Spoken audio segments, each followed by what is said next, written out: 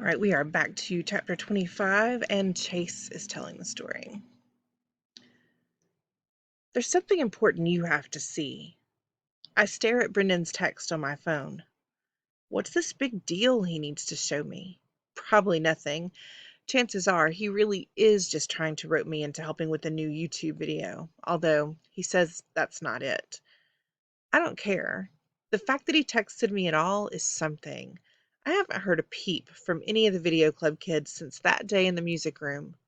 Who can blame them? They all heard how I lied about the electrical fire, and they don't even know about the really bad thing I did. To be honest, I'd give anything to be part of one of Brendan's goofball videos again. They're always hilarious, and I could use a good laugh right about now. I can't remember the last time I laughed. Nothing has been funny lately, and the most unfunny part is what I just found out about myself. Yeah, Aaron and Bear are jerks. My dad's pushy, and the video club has turned on me. But I'm worse than all of them. I'm a criminal. And the fact that I don't remember it doesn't change what I did. How could I do such a thing? It's a question that doesn't need answering. I didn't do it. The old me did. And it's no mystery that the old me was capable of some pretty awful stuff. I stole Mr. Solway's Medal of Honor from his room at Portland Street. One sleazy act of many, courtesy of Chase, Aaron, and Bear. I have no idea what I planned to do with it. Sell it, probably, and split the money with my two accomplices. But that little plan went sour when I stashed it somewhere, and then went and got amnesia and couldn't remember my hiding place. No wonder Aaron and Bear were so suspicious of me. They thought I was holding out on them so I could keep the profit for myself.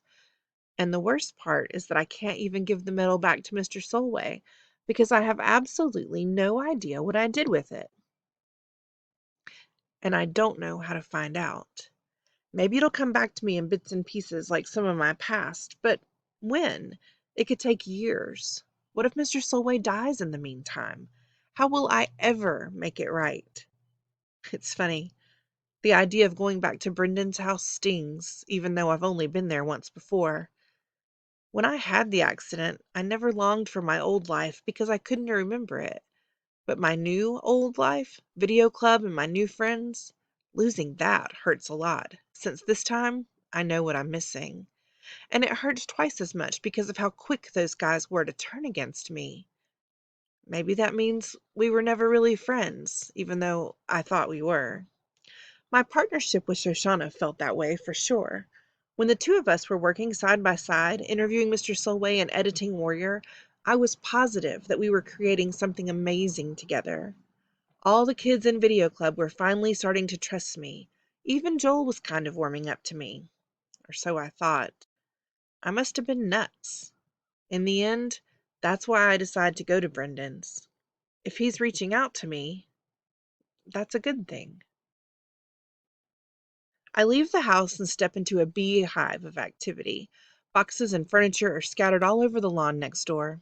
4 big guys are loading everything into a moving truck. That's right. The Tottenhams are moving today. Supposedly, they're really nice neighbors who were great to Johnny and me growing up. Mom is sad they're moving. I have no clue, of course. When you've got amnesia, it's hard enough to relearn the important people in your life. You tend to lose the crowd on the fringes. I'm cutting across the grass in the direction of Brendan's when 2 of the movers step out the front door carrying a large framed painting. I gasp and, for a second, I forget to breathe. It's her. The little girl in the blue dress trimmed in white lace. My only memory that stuck with me through the accident.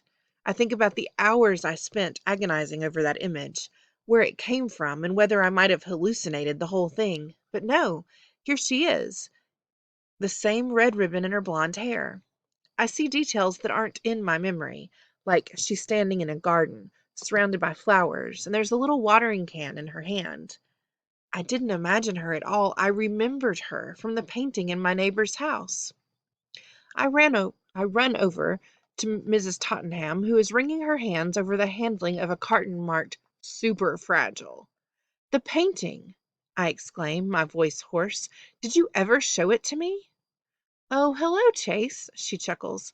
That's just a reproduction, of course. An original Renoir would be worth tens of millions of dollars. Yeah, okay, I say breathlessly, but why do I know it? Did I ever see it in your place? I don't think so, dear, she tells me. It was hanging in the upstairs solarium. I follow her pointing finger to the glassed-in sunroom on the second floor of the house. So I didn't see it. But I did. How else could it be the only image to make the trip through my shattered memory? My eyes travel from the Tottenham home to ours next door. Could I have looked inside their solarium from one of our upstairs windows? No way. The entrance to our house is around the corner, facing away from theirs. Our dormer is in front. That sunroom faces nothing but a chimney and some sloped shingles. The only way to see that painting from our place would be to climb to the top of our roof and peer over the peak down into the huge glass window. And suddenly, I just know. I run back inside, tear up the stairs to my bedroom, and step out onto the perch that was so much a part of my old life. I start to climb, my rubber-soled sneakers clinging to the rough shingles. The dormer, which houses my room, is beside me, but that leaves a sloped path about 3 feet wide leading straight up to the top.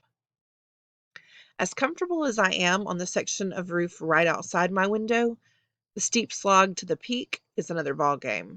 The grade is sharp, and the higher I go, the clearer the image of exactly what must have happened over the summer becomes, and how far I must have fallen. The ground seems so distant, it should be in another zip code. I'm amazed I didn't dash my brains out on the grass. I get on my hands and knees, and my ascent becomes a crawl. I feel a little more secure this way, especially as I near the apex, where I can use my right arm to cling to the dormer. I'm pretty scared, but I'm even more determined to get up there. For me to remember the little girl in blue, she must have been the last thing I saw before the accident. That makes sense, since the roof is the only place I could have seen her from. I can't explain it, but I'm positive the key to what happened to me lies a few feet ahead. I stretch out my arm, get a grip on the top of the A-frame, and haul myself up to gaze down at the Tottenham's house. There it is, the floor-to-ceiling window of the sunroom. I can even make out the large faded rectangle on the wall where the picture must have hung. Okay, I think. This is where I was when I fell. But it still doesn't answer the big question. Why did I come up here? Was I spying on the Tottenhams in their sunroom? I was rotten enough, but why would I care what they were doing? Besides, according to Mom, we were friends. I could have just knocked on their door. Why bother to climb halfway to the moon? Frustration wells up in me, mingling with my disappointment. So the little girl in the blue dress tells me where I fell from. But that's it. As I inch my way back from the peak, I extend my right arm, steadying myself against the cedar shakes on the side of the dormer.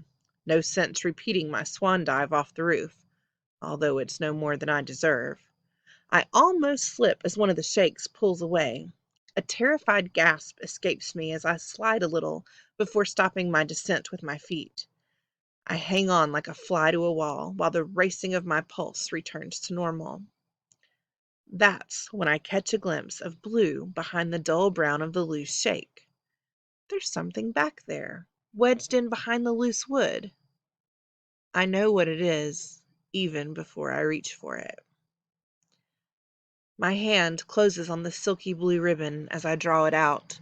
I feel the weight of the military decoration attached to it. The gold five-pointed star catches briefly on some insulation. And there it is. Mr. Solway's Medal of Honor.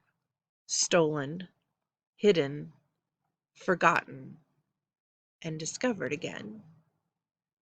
Then, as if finding the medal has unclogged a drain, the memory of my accident pours back into me. It starts at the apex of the roof, with me gloating over the brilliance of my hiding place, while peering down through the sunroom window at Mr. Tottenham next door. He's in the lotus position on the floor, performing awkward yoga in front of the painting of the girl in blue.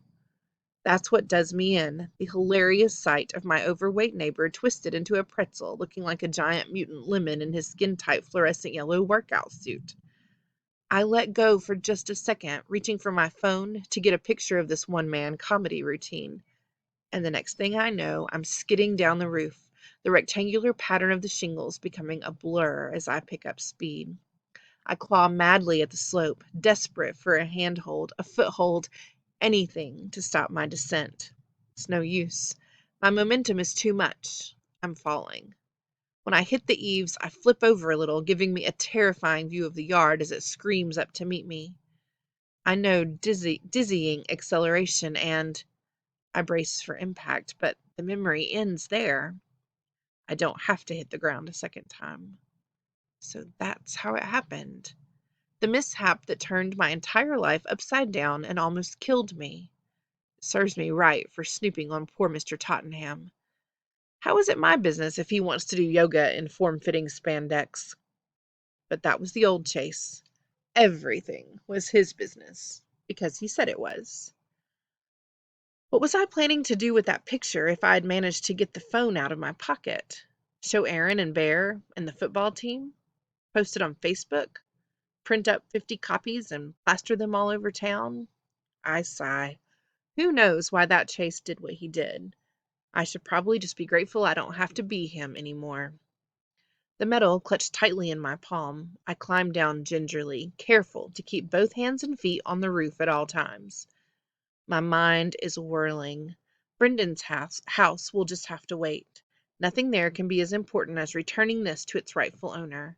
I have to see Mr. Solway.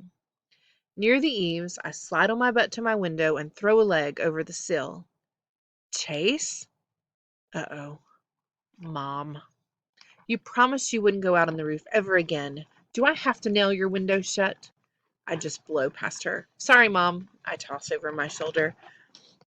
Gotta get to Portland Street. I'm not finished yelling at you yet. Have you forgotten what happened to you last summer? Do you have amnesia about the amnesia? I run down the stairs, calling, I'll explain later.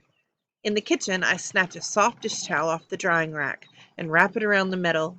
I jam it in my pocket and blast out the door.